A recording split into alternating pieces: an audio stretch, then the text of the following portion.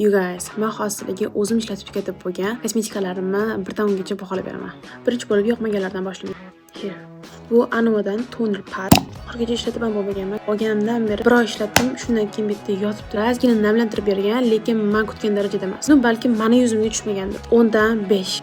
Yana Anovadan toner. TikTokda hype ko'tarilib ketgani uchun olganman. Eng qizig'i TikTokda bir xil odamlar yoqdi, aknelarimni yo'qotib tashladi, yuzimni yaltiratadigan cho'tka qilib qo'ydi desa, bir xillari bir tiyinga qimmat xuddi suvni o'zi dedi. Men uchun ham xuddi shu suvni o'zi deb yurgan. Homiga yuzimni yaltiratib bergan, lekin bundan 6. Yana unadan sivritka. Peach sivritkasi, shaftolili sivritkasi.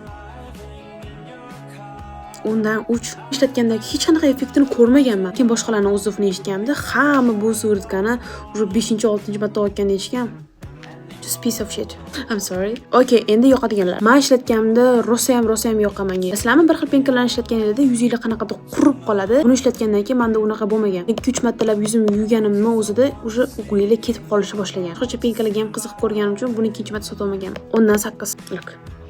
1, 2, 3. Deyam yaxshi SPF. O'ylayman bu любой tigi yuzlarga tushib ketadi. Yog'lilarga ham, quruga ham. Lekin bitta tarafi ko'zingizga kirib ketsa yomon achishadi, chiqib ketishi rosa qiyin. 10 dan 8 bunga. Bungisi meni favoriteim. Уже men ikkinchisini tugatyapman. Kuchli, sutli Glow Milky Toner. Men o'ylayman, sutli tonerlardan ko'ra mana bunaqa sutli tonerlar 1000 marta yaxshi. Buni ishlatganimda meni yuzim har doim yaltirab, takoy glowy bo'lib turadi. Ham zo'r namlab beradi. 10 dan 9. Menda bunaqa ishlatib tugatib bo'lgan kosmetikalar voy, shu ko'p. Bu bitta videoga sihat deb o'ylayman. Maybe part 2.